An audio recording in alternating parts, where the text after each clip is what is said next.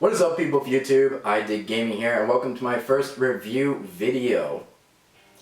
Woo! Woo woo woo! I'm Dylan Park, and here with me is my friend TJ to assist. Hello, hello! Game lovers, get ready for an awesome episode by the gaming king himself, Dylan Park. Alright, let's get into it already. Dylan? Yep. So this episode we will be reviewing the game Devil May Cry 5, or DMC for short. We will be talking about our theories and thoughts on the game, and if the 5th installment is actually part of the series. Ooh. Now, before we begin, we would just like to give you a fair warning that there will be, in fact, spoilers within this video. So, you've been warned, so don't get angry with us. DMC is a video game for both the PS3 and Xbox 360 game consoles.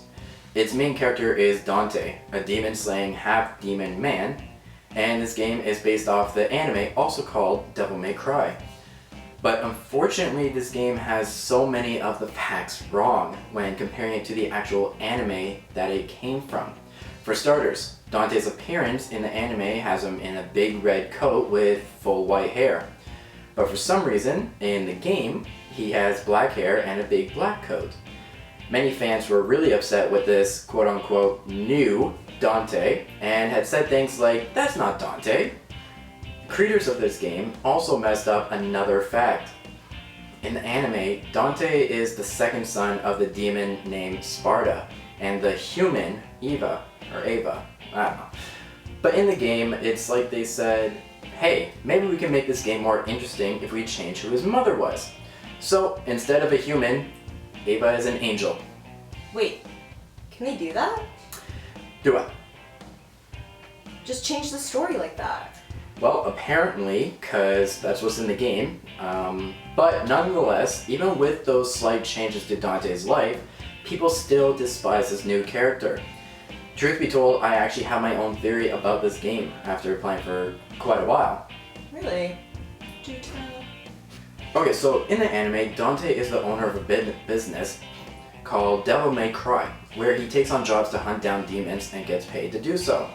Kind of like the Ghostbusters. The only difference, of course, is that the Ghostbusters don't use physical weapons, and they are not part demon.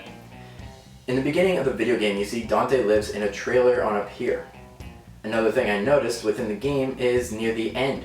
After Dante unlocks his ability called the Demon Trigger, which sends everything into chaos and keeps enemies floating in the air, so you can practically do unlimited combos. But after he unlocks that, his hair gets a small white patch near the back of his head. I feel like that was referencing the anime a bit. Along with the scene in the game where a mop head lands on Dante to seem like he has full-on white hair.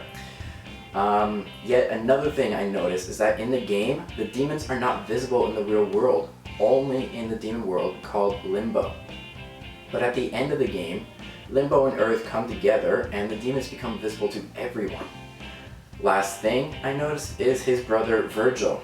In all the other games and in the show, Virgil is the bad guy. But in the game, he's the good guy. Or so we thought. What are you talking about? He seemed like a pretty cool guy. And you're not wrong. Until the end of the game, that is. After you defeat the final boss Mundus and the demons have all come to Earth, Virgil reveals his true intentions were to rule over the people of Earth. Well, didn't see that coming. But what does that have to do with your unknown theory? My theory is that even though this game is released as the 5th in the series, I believe this game is actually a prequel to literally everything. That this game takes place far before the other games and even the anime. I think that after everything that happened in the game, Dante starts to actually care about Earth and wants to stop all the demons, but doesn't have the time or resources to search for them himself. So he makes a Devil May Cry business so other people can do the searching for him, and he gets to make a living out of it. The white hair, I believe, grows in more with more of his demon powers that he locks inside himself. I know, right? So that is my theory about this game. The story, like I mentioned before, is about Dante the demon killer, who is also part demon himself. and the Demon King known as Mundus. Mundus has Earth completely under his control using debt, and uses his many facilities all across the city to keep everyone in check. Dante gets recruited into this organization called the Order, where Dante later finds out is run by his long-lost twin brother Virgil. Dante and Virgil team up along with a human named Cat in order to take out Mundus' drink factory called Virility, run by a demon called the Succubus, which has been spiked. The drink, not the demon. The demon's already corrupt as heck. Another part of their plan is to take out the Raptor News organization, which is run by a demon named Bob Barbas, because Mundus uses it to keep an eye on all the humans through the many cameras at his disposal. They set out to do this in order to get Mundus pissed. His power comes from this thing called a Hellgate, which he stays with at all times. If they get him pissed, they can get him away from the Hellgate so Virgil can shut it off and Mundus will no longer be immortal. They accomplish this, of course. After killing Mundus in his true form, that is when Virgil reveals the real reason he wanted Mundus dead. Virgil wants to rule over all of the humans. Dante, of course, does not allow this, and the two brothers face off in a duel to the death. Dante wins, of course, by stabbing Virgil in the chest. Cat convinces Dante to not kill Virgil, however, and Virgil then leaves without first saying, "You've chosen the wrong side. You're not human, Dante. You never will be. I loved you, brother." right before disappearing. Now, let's move from the story to the gameplay. DMC is one of those games where it is perfectly designed to allow you to pull off literally unlimited combos, as long as you understand the controls and all the functions of each and every weapon. It's easier than it sounds. That is one of the main reasons why I love this game, not because it's easy. It makes me feel bad. Just stringing so many combos at once and killing a whole group of enemies without stopping. In this game, you get several different weapons to use. The first weapon you get is Dante's signature sword called Rebellion. This sword allows you to pull off really quick attacks while dealing a fair amount of damage, and generally has a medium amount of length. In the anime though, Dante's sword looks a fair amount different. Here's a photo of Rebellion from the game, and here's the anime version, blocking TJ's face. But appearance aside, it gets the job done. The second weapon you acquire in the game is actually two weapons, pistols to be exact, called Ebony and Ivory. These pistols are another one of Dante's signature weapons. They are special demon-slaying pistols which seem to never run out of ammo. In the game, the pistols allow you to deal constant damage to a distant enemy in order to keep your combo going. Does very little damage, but the combo is good. You can even charge up your shot in order to shoot a larger bullet that bounces off multiple enemies before going away. The third weapon you get in the game is called Arbiter. The Arbiter is a demon weapon. In this game you get both angel and demon weapons. Adds a nice difficult twist to the game, especially since there are enemies that can only be defeated with angel or demon weapons. This weapon is a really large two-handed axe used for pummeling enemies with slow but high damaging attacks with some range to it.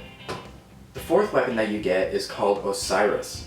Osiris is an angel weapon and also a large two-handed scythe. The Osiris is used as crowd control. It has plenty of wide-ranged attacks, and after being used for a certain amount of time, the weapon itself glows and you deal even more damage with it. The fifth weapon is Eryx. Eryx is a demon weapon in the form of two heavy gauntlets. Imagine having brass knuckles that are about 5 times the size, covered your hand and had enough force to shake the ground. Yeah, they hit really hard. Not as hard as Arbiter, but the Eryx is faster. With this weapon, you can charge up each attack to deal more damage and even add some range to your attacks. The last melee weapon you acquire is the angel weapon known as Aquila. This weapon is a pair of large curved ninja stars that also works for crowd control, and even allows you to pull enemies toward you in order to either finish them off or deal massive amounts of damage in a combo string. You get 2 more weapons in this game, but they are both guns. First is the Revenant, which is a powerful one-handed shotgun that you can shoot in multiple directions, or charge for a powerful sticky bomb, The last weapon is strangely and accurately called Kablooey. It's a small pistol, and I understand you're probably laughing at the name. I was too. It's a small pistol-like gun that shoots sticky darts that blow up manually. You can stick a max of 6 darts to a single target to deal massive damage. So TJ, what's your opinion on these weapons? Well, they're all amazing, but my favorite weapon would definitely have to be the Arbiter. Go big or go home, right? And Ebony and Ivory are always fun, and they have a cool ricochet charge shot. Cool. Couldn't have said it better myself. Do you have any last comments about this game before we end off this episode? Well, Dylan, I would definitely recommend this game to action lovers. The weapons are awesome, and the storyline will keep you playing for hours. Well put. Well, it's been fun, but it's time to end off this episode. Hope you guys enjoyed and found this video very informative. Also, if you don't have this game, get it. You will not regret it. If you're into that kind of fighting game, that is. And please don't be mad at us if we spoiled anything for you. Good night.